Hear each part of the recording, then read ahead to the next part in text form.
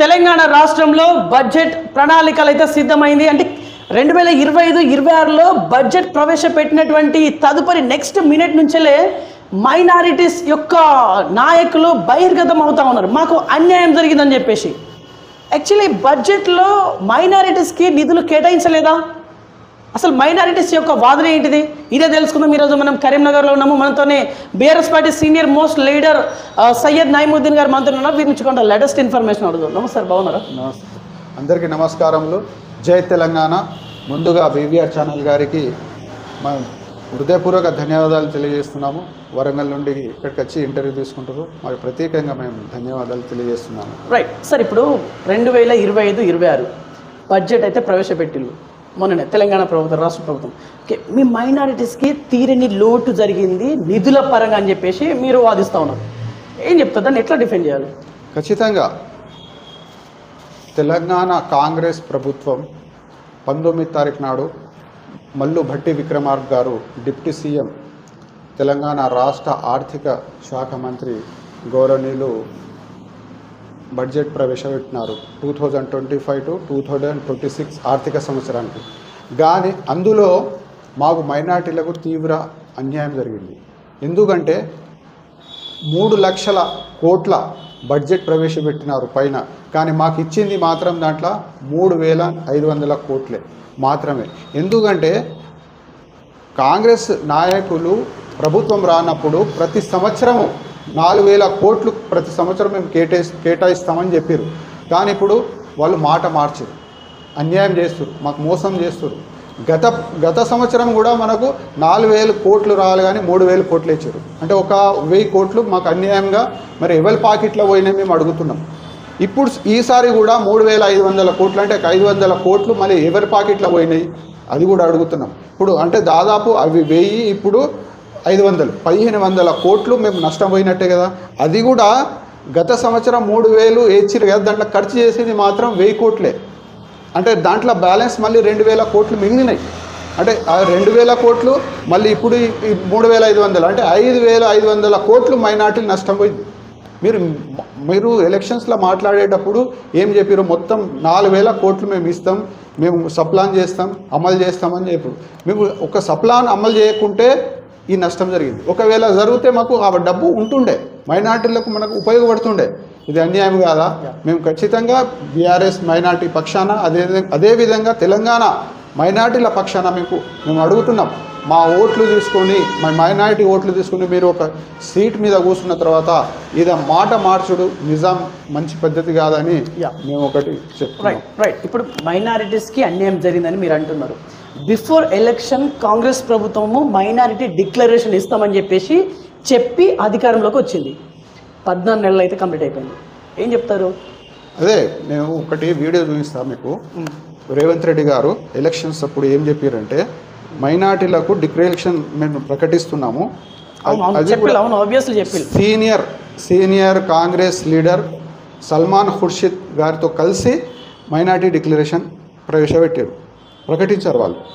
ప్రకటించినప్పుడు చాలా స్పష్టంగా చెప్పినారు.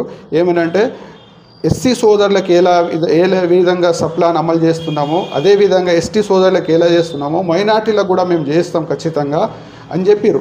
చెప్పిన తర్వాత కూడా మళ్ళీ మాట మార్చారు. అవునవును, కొంచెం బ్రైట్నెస్ పెంచండి చెప్పి ఇక్కడ పెట్టండి వాయిస్కి. ఇది రావట్లేదు సార్. బడ్జెట్ను 4,000 కోట్లకు పెంచుతామన్న కాంగ్రెస్ నిరుద్యోగ మైనారిటీ యువత సిగ్నల్ వస్తుంది. డాటా లేదు. ఉన్నది డాటా ఉన్నది.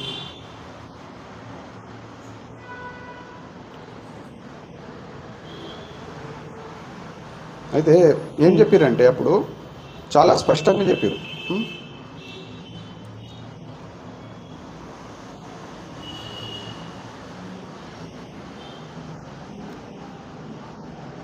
ఓకే, అది నేను చూసిన, చాలా మంది చూసి అది. ఓకే, ఏం చెప్పారు వాళ్ళు?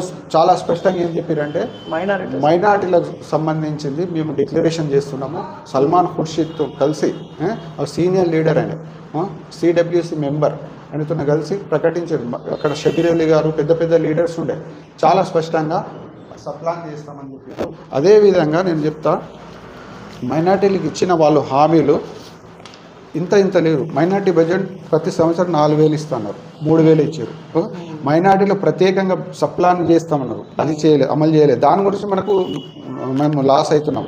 మైనార్టీ సబ్సిడీ లోన్ ఇస్తున్నారు, 100% సబ్సిడీ లోన్ ఇస్తున్నారు. కానీ ఇప్పుడు చెప్తుంది ఏంటంటే 80%, అంటే మళ్ళీ బ్యాంకులతో కన్సల్ట్ పోయి తీసుకొచ్చి లోన్ తీసుకోవడం, అటువంటి పద్ధతి మళ్ళీ ప్రవేశపెడుతున్నారు. అది అన్యాయం. అది మళ్ళీ అబ్దుల్ కలాం తోఫా ఏ తాలీం ద్వారా ప్రతి ఎంఫీల్డ్ పిహెచ్డి చదివిన విద్యార్థులకు ప్రతి విద్యార్థికి 5 లక్షల ఆర్థిక సాయం చేస్తున్నారు.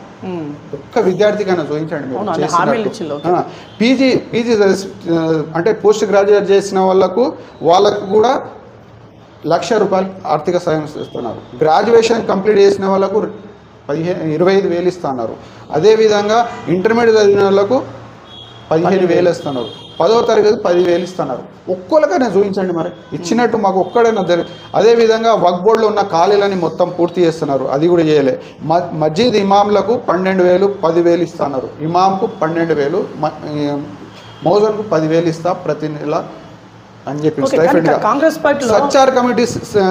అదేవిధంగా కాలేజీలో చదివే ఆడపిల్లలకు స్కూటీలు ఇస్తున్నారు, దాంట్లో మోసం. అదేవిధంగా కేసీఆర్ గారు ప్రవేశపెట్టిన షాదీ ముబారక్ మంచి ఒక పవిత్రమైన స్కీమ్. దానికి కేసీఆర్ గారు ప్రతి ఆడబిడ్డకు పెళ్లి సమయంలో పేద ఆడబిడ్డకు ₹1,00,000 ఇచ్చారు. దానికి తోడుగా నేను తులం బంగారం ఇస్తున్నారు. ఇప్పటి వరకు ఎవరికి ఇవ్వలే. ఇటువంటి ఎన్నో హామీలు ఇచ్చారు. హామీలు ఇచ్చి మీరు ఇప్పుడు గవర్నమెంట్లో ఫామ్ అయ్యి ఇప్పుడు మాకు తెలియదంటే ఎట్లా అని చెప్తున్నాం. ఓకే సార్, ఇప్పుడు కరీంనగర్కి నిధుల పరంగా బడ్జెట్ ప్రవేశపెట్టింది కదా, కరీంనగర్ జిల్లా వరకే ఇంత నిధులు కేటాయించిండు. కరీంనగర్కు కూడా మనకు మొన్న రీసెంట్గా మా స్థానిక మంత్రి గంగుల కమలాకర్ గారు ప్రెస్ మీట్ పెట్టారు, చాలా స్పష్టంగా చెప్పారు. ఎక్స్ మినిస్టర్ గంగుల కమలాకర్ గారు ₹1 నిధులు వస్తలేవు కరీంనగర్కి. నేను ఉన్నప్పుడు 600 కోట్లు దాదాపు తెచ్చినాము, అభివృద్ధి చేసినాము. వాస్తవం కాదు.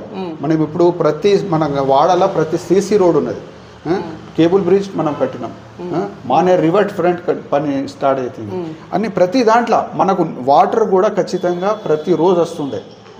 అటువంటి ఎన్నో ఉన్నాయి మనం చేసిన అభివృద్ధి పనులు. ఇప్పుడు ₹1 వస్తలేదు, పనులు కేంద్రం నుంచి కూడా రావట్లేదా?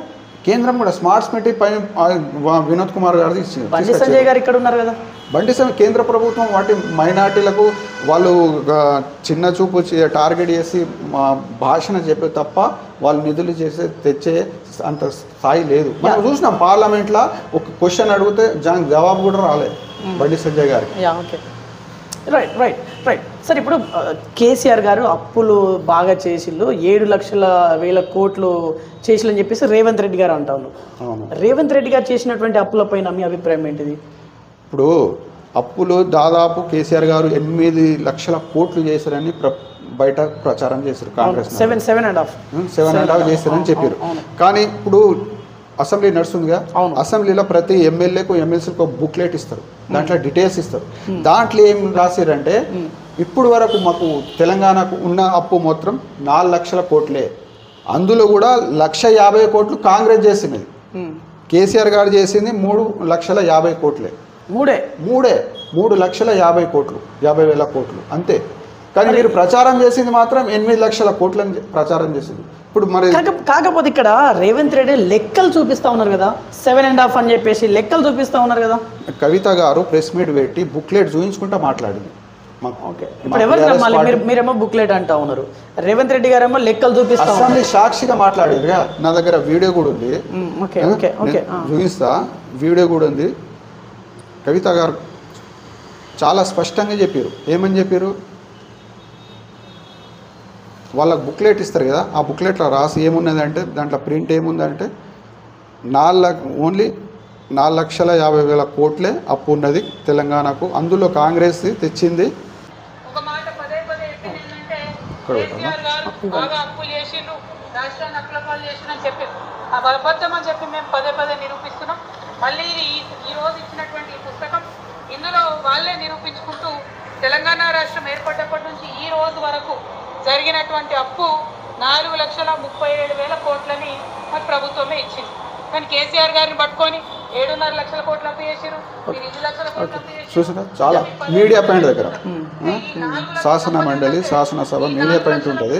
ఇక్కడ చాలా స్పష్టంగా వాళ్ళు ఇచ్చిన ప్రింట్ బుక్లోనే మళ్ళీ బయట వచ్చి మోసం మాట్లాడే అబద్ధాలు మాట్లాడితే కాంగ్రెస్ వాళ్ళకి ఎవరు నమ్ముతారు? ఇందాక రేవంత్ రెడ్డి గారి వీడియో ఒకటి చూపిస్తున్నారు, ఒకసారి చూపించండి. రేవంత్ రెడ్డి గారు కూడా చూడు, మీరు అప్పుడు ఏమన్నారు అంటే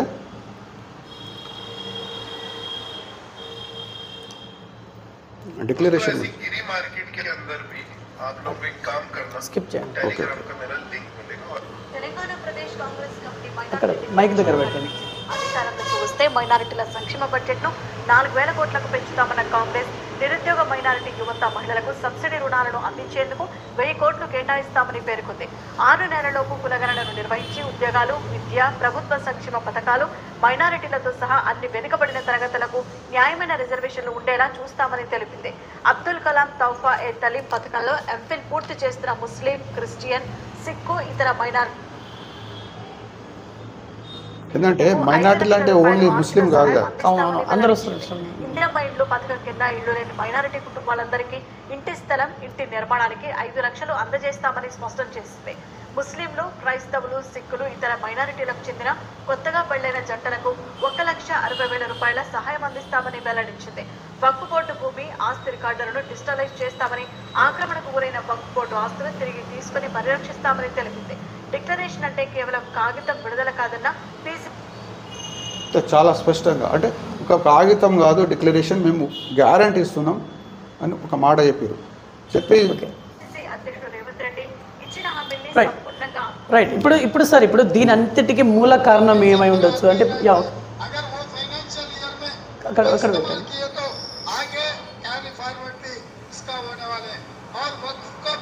మైక్ దగ్గర जुडिशियल पावर देना है तो सेंट्रल एक्ट में मुझे पता है, स्टेट में हम पास करके केंद्र में भी 2024 में हमारा सरकार बनेंगे, तब हम वक्त प्रॉपर्टी बचाने के लिए आज के तारीख में 70,000 एकर्स का 5,000 एकड़ बच गए, बाकी का पूरा అంటే వక్ఫ్ బోర్డు ల్యాండ్ లో కూడా డిజిటలైజేషన్ చేస్తున్నారు, అది కూడా చేయలేదు.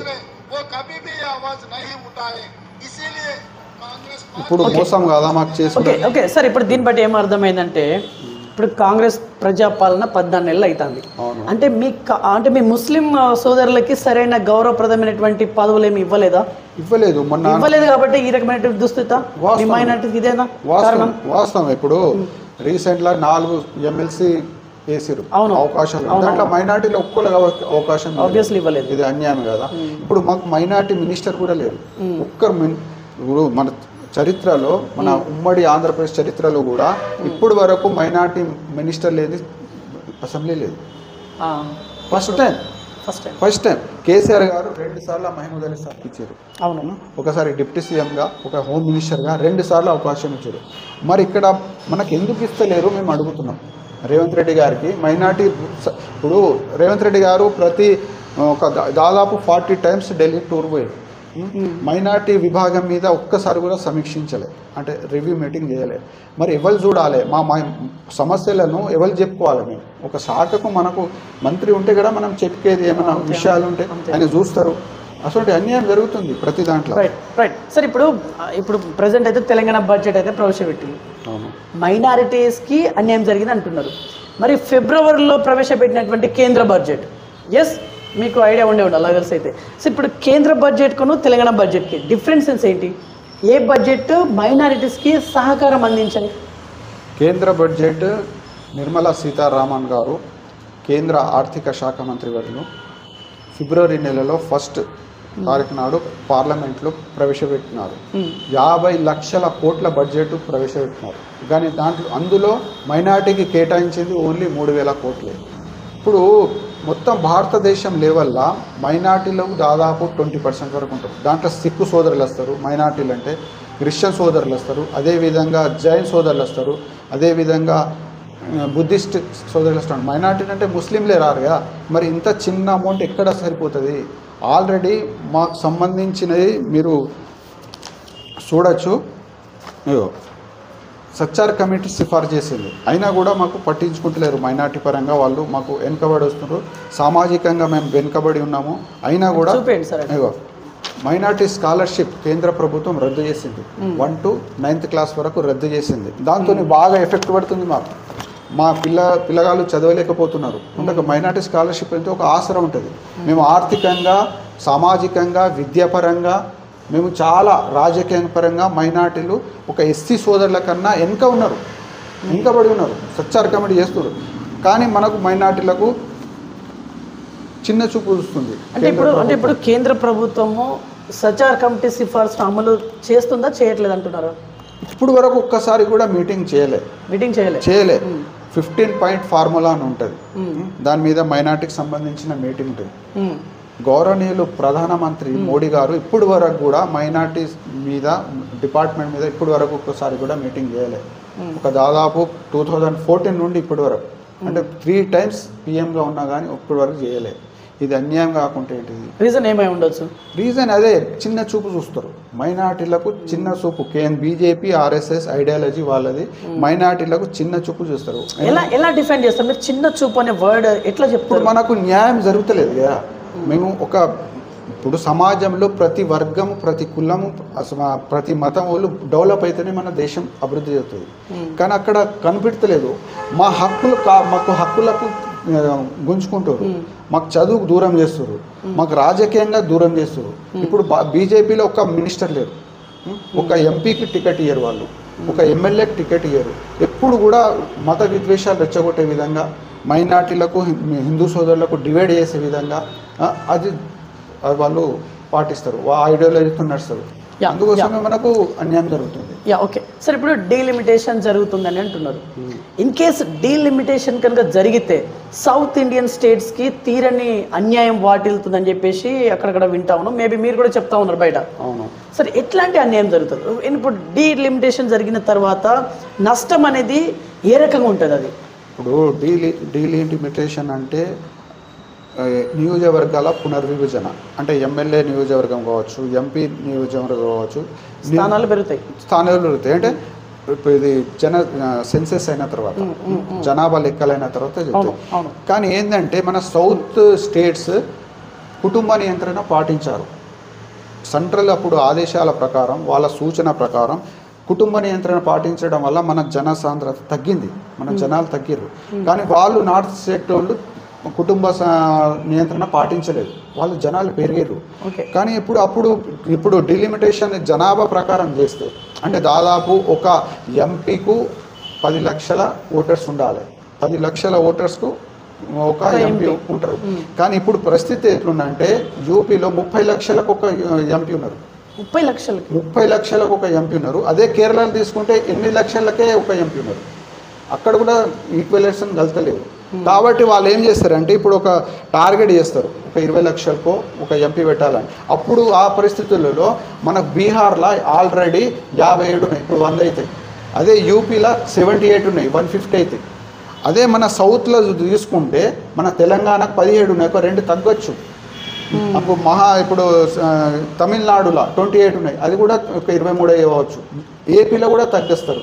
అంటే మన పార్లమెంట్లో మా వయసు తగ్గుతుంది, నిధులు కూడా తగ్గుతాయి. పన్ను రూపంలో కూడా మనం ఇప్పుడు ఒక 100 రూపాయలు కడితే మనకు 40 రూపాయలు వస్తున్నాయి. అదే బీహార్ వాళ్ళు ఒక 100 రూపాయలు కడితే 800 పోతున్నాయి. అంటే వాళ్ళకి ఎక్కువ పోతున్నాయి.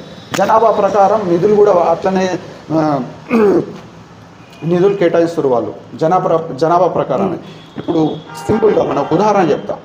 సౌతర్న్ రైల్వేస్కు ఇప్పుడు ఈ బడ్జెట్లో 60 కోట్లు కేటాయించారు. సౌత్ స్టేట్లకు రైల్వేకు 60. అదే నార్త్కు 13,000 కోట్లు కేటాయించారు. డిఫరెన్స్ చూడండి మీరు. చాలా డిఫరెంట్. అది డబ్బు ఎవరిది? మాదే. మేము టెక్స్ట్ రూపంలో మేము వాళ్ళకన్నా ఎక్కువ కడుతున్నాం. మరి ఎందుకంటే ఇక్కడ మనం అభివృద్ధి చేసినాం, ప్రతిదీ పాటించినాం. కానీ ఇప్పుడు మాకే పనిష్మెంట్ సౌత్ స్టేట్లకు ఇస్తామంటే కేంద్రం ఎట్లా ఒప్పుకుంటారు? అందుకోసం పనిష్మెంట్ అంటే ఏంటిది? రాజకీయ కోణంగా చూడాలి దీన్ని. ప్రతి కోణంలో ఆర్థికంగా నష్టపోతున్నాం, మనం రాజకీయంగా నష్టపోతున్నాం. ప్రతి దాంట్లో మాకు అన్యాయం జరుగుతుంది. మేము ఇచ్చిన డబ్బులకు మాకు అంతా మనకు దొరుకుతలేదు కదా. దాని గురించే ఈరోజు మా డైనమిక్ లీడర్ కేటీఆర్ గారు, బీఆర్ఎస్ పార్టీ కార్యనిర్వాహక అధ్యక్షులు కేటీఆర్ గారు, అదేవిధంగా మాజీ కరీంనగర్ ఎంపీ వినోద్ కుమార్ గారు తమిళనాడు వెళ్ళారు. ఇవాళ ప్రోగ్రాం ఉండే అక్కడ స్టాలిన్ గారు పిలిపించారు. చాలా స్పష్టంగా మా వాదన చెప్పారు మా కేటీఆర్ గారు. Tamil Nadu. M.K. Stalin sir for inviting all of us to this very important meeting. Honorable Chief Minister of Kerala, Shri Pinarayi Vijayan sir. Honorable Chief Minister of Telangana, Revanth Reddy garu.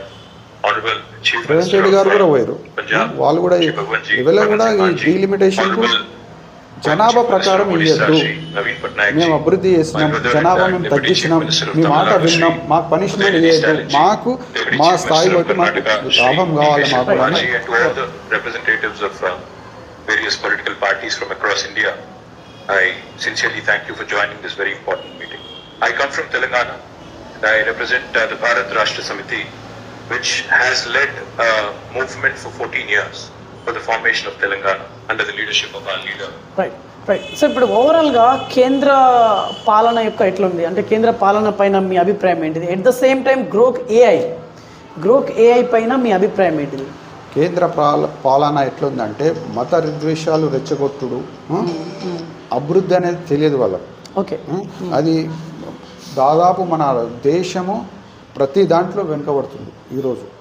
ఎందుకంటే వాళ్ళు అభివృద్ధి BJP శ్రేణులు ఏమో ప్రతి దాంట్లో ముందంజలో ఉన్నామంటున్నారు, మీరేమో ఇట్లా ప్రొపగండా చెప్తుంది. అదే ఇప్పుడు ఒక గ్రోక్ ఏ అంటే ఆర్టిఫిషియల్ ఇంటెలిజెన్స్, అది ఎలన్ మాస్క్ సంబంధించిన ట్విట్టర్ సంబంధించినది యాప్. అది చాలా నిర్భయంగా చాలా స్పష్టంగా ఏ లాంగ్వేజ్లో అడగండి జాబ్ చెప్పిస్తుంది. ఎందుకంటే దాని మీద కేసు చేయలేము, అది కంప్యూటర్, అది ఒక కృత్రిమ మెదస్సు అది. కాబట్టి అది దాని మీద కేసులు రావు, కాబట్టి చాలా స్పష్టంగా చెప్తుంది. ఈరోజు ప్రతిదీ అడిగితే బీజేపీ మొత్తం చిట్ట బయట పెడుతుంది, వాళ్ళు చేసిన కుట్రలు బయట. ఇప్పుడు సునీత విలియమ్స్ వాళ్ళ సోదరులు ఒక మా గుజరాత్లో హోమ్ మినిస్టర్ ఉండే, అప్పుడు నరేంద్ర మోడీ గారు సీఎం ఉండే. అయితే అప్పుడు తుపాకీతో దుండగులు చంపారు హోమ్ మినిస్టర్ సునీత విలియమ్స్. ఇప్పుడు మనకు రోదాసి స్పేస్ సెంటర్ పోయొచ్చి రిటర్న్ వచ్చారు. అటువంటి కేసులన్నీ బయట వస్తున్నాయి. పాత్ర నరేంద్ర మోడీ గారి పాత్ర కూడా ఉందని దాంట్లో చెప్తుంది. గ్రోక్ చెప్పేస్తుంది చాలా స్పష్టంగా, భయపడేది. అదేవిధంగా గోద్రా అల్లర్లు జరిగినాయి గుజరాత్లో 2002లో, దాంట్లో పాత్ర ఉంది మోడీ గారిది, ప్రధానమంత్రిని చాలా స్పష్టంగా చెప్తుంది. అదేవిధంగా మన భారతదేశ స్వతంత్ర ఉద్యమంలో ఆర్ఎస్ఎస్కు సంబంధం లేదు, వాళ్ళ పాత్ర లేదు, వాళ్ళు వ్యతిరేకించారు, వాళ్ళు సపోర్ట్ చేయలేదు, ఉద్యమాన్ని వ్యతిరేకించారు, ఏజెంట్గా పనిచేసారు వాళ్ళకు బ్రిటిష్ ఏజెంట్గా పనిచేసారు ఆర్ఎస్ఎస్ వాళ్ళు. చాలా స్పష్టంగా చెప్తుంది అది. ఎవిడెన్స్ అదే గ్రోకే కదా. ఇప్పుడు గ్రోక్ చరిత్ర అంటే చరిత్రకారులు కూడా చెప్తారు, బీజేపీ అంటే వక్రీకరిస్తుంది ప్రతిదానికి. ఇప్పుడు చరిత్రకారులు అదే చెప్తారు, బుక్లలో కూడా అదే ఉన్నది, కానీ వాళ్ళ నోరు మోయించారు బీజేపీ వాళ్ళు. ఇప్పుడు నోరు మోయించలేరు, ఎందుకంటే గ్రోక్ అది ఒక కంప్యూటర్, అది దాని మీద కేసులు కావు, అది అమెరికా సంబంధించిన సంస్థ. అది మొత్తం బీజేపీ చేసిన కుట్రలన్నీ బయట పెడుతుంది. ఓకే, దాంట్లో స్వతంత్ర ఉద్యమంలో ముస్లింలు బాగా త్యాగాలు చేస్తుంది, అది కూడా చెప్పింది. అదేవిధంగా ప్రపంచంలో ఒక నిజాయితీగా తెలంగాణ సాధించిన ఒక గొప్ప నాయకులు, తెలంగాణకు అభివృద్ధి చేసిన నాయకులు కేసీఆర్ గారు అని కూడా చెప్తుంది. గ్రోక్ చెప్తుంది. మీరు తెలుగు, నాకు కూడా యాప్ ఉన్నది, ఫుల్ ఏది అడిగితే అది చెప్తుంది. అది ఒక మంచి యాప్ ఉన్నది, అందరూ దానికి ఫాలో కావాలనే విజ్ఞప్తి. రైట్. సరే, ఇప్పుడు ఎటకేలకు కేటీఆర్ గారు కరీంనగర్ వస్తూ ఉన్నారు. కేటీఆర్ గారి పర్యటన గురించి ప్రజలకు ఏం చెప్పాలనుకుంటారు? Final question. ఈరోజు భారత రాష్ట్ర సమితి రాష్ట్ర కార్యనిర్వాహక అధ్యక్షులు గౌరవనీయులు కేటీఆర్ గారు కరీంనగర్కు రావడం వస్తున్నారు. ఎందుకంటే కార్యకర్తలకు దిశానిర్దేశం చేయడానికి ఏప్రిల్ 27 నాడు మా పార్టీ బీఆర్ఎస్ పార్టీ ఆవిర్భావ దినోత్సవం ఉంది. దానికి ఎలా చేయాలి అంటే మా సిల్వర్ జూబ్లీ మనం నిర్వహిస్తున్నాం అన్నట్టు. 25 years కంప్లీట్ అవుతుంది మాకు. కాబట్టి దాని గురించి దిశానిర్దేశం చేయడానికి కార్యకర్తలకు కేటీఆర్ గారు వస్తున్నారు. మేము మైనార్టీ పక్షాన కేటీఆర్ గారికి స్వాగతం సుస్వాగతం తెలియజేస్తున్నాము. Thank you. రైట్. సో ఇది ఇవాళ ఇన్ఫర్మేషన్. చూస్తున్నాను BVR TV news. Until then బాబాయ్, టేక్ కేర్.